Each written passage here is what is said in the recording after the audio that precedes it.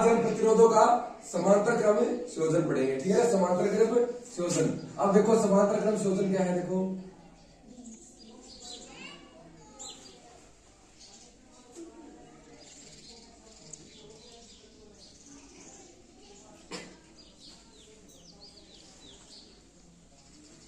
अब इसको, ये समांतर क्रम संयोजन है और इसको सेल या बैटरी और पूंजी,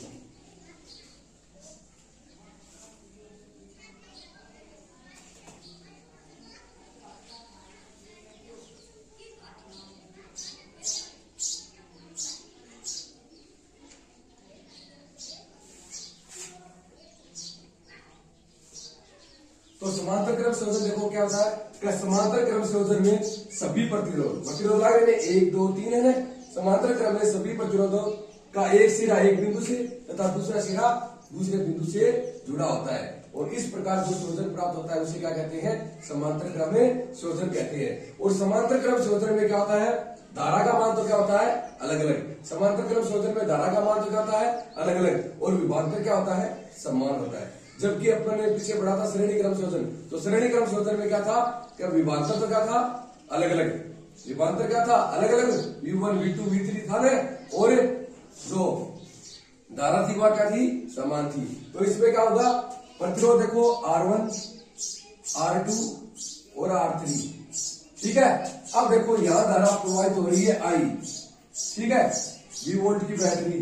ठीक है, अब देखो यहां जाने के बाद यहां पर धारा हो जाएगी I1। धारा का मान क्या होता है, समांतर क्रम संयोजन में धारा क्या होती है, अलग अलग। ये क्या हो जाएगी I2 और ये I3।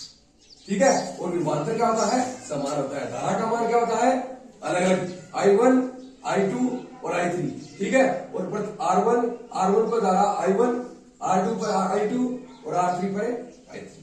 ठीक है, अब देखो अपन समांतर क्रम संयोजन में तुल्य प्रतिरोध का सूत्र स्थापित करेंगे। तो सबसे पहले देखो ओम के नियम से।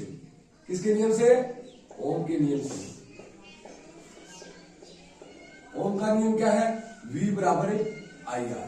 V बराबर क्या है, IR। अपन यहां से I का मान निकालेंगे, तो I बराबर होता है V बटा R। I बराबर V बटा R।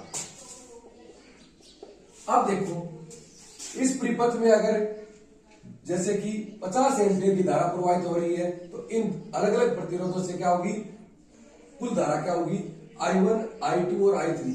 यह अलग अलग होगी।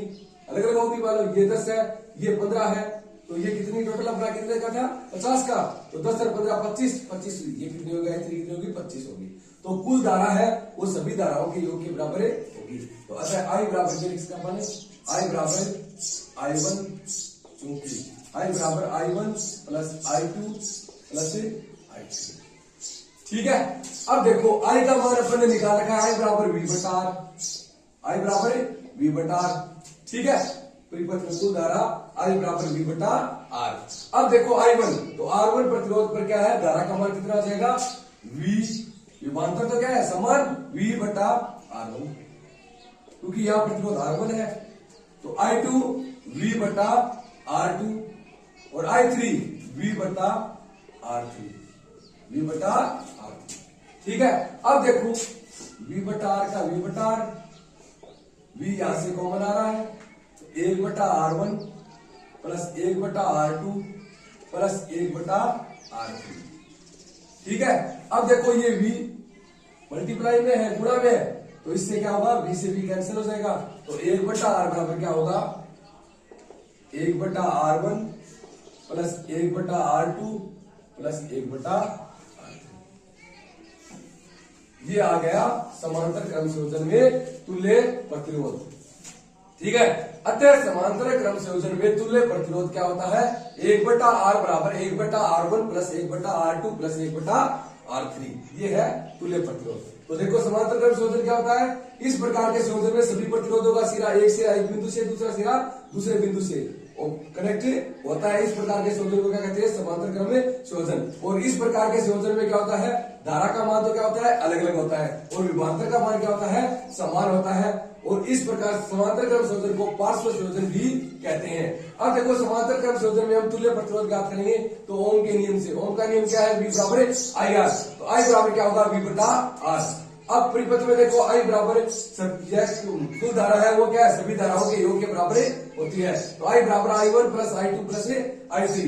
तो आई बराबर क्या होता है, V बटा आर। समीकरण 1 से तो V बटा आर बराबर, अब देखो I1 यहाँ पर क्या होगा, V बटा R1, यहाँ पर V बटा R2 और V बटा R3। यहाँ I1 तो V विभवांतर तो सभी में समान है, तो V बटा R1 और V बटा R2 V बटा R3। अब देखो V कॉमन आ रहा है तो V बटा R बराबर V इंटू 1 बटा R1 प्लस 1 बटा R2 प्लस 1 बटा R3।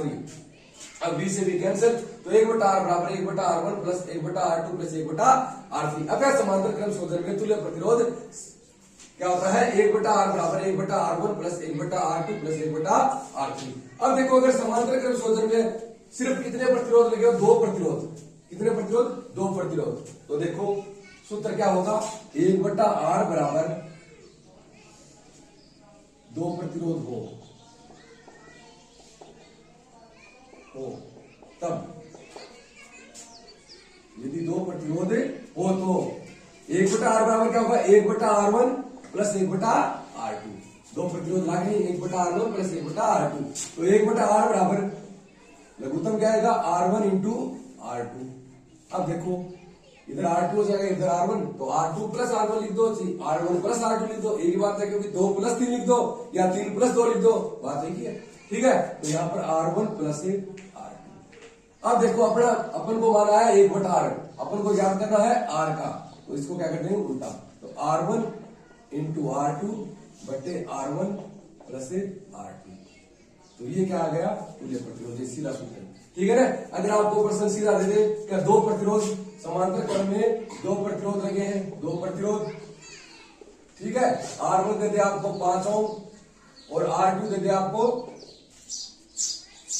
3 ओम। तो अब आपको पूछ ले क्या तुल्य प्रतिरोध ज्ञात करो, तो ये सूत्र लगा दो सीधा, R बराबर R1 इंटू R2 बटे R1 प्लस R2। अब देखो R1 5, R2 3, R1 plus R2 5 plus 3, तो 5 दिए 15, 5 और 3 8, तो 15 बटे 8 वो बनेगा तुल्य प्रतिरोध। ठीक है, अगर समांतर क्रम संयोजन में सिर्फ 2 ही प्रतिरोध लगे हो तो अपने तुल्य प्रतिरोध का सूत्र होता है R बराबर R1 इंटू R2 बटे R1 प्लस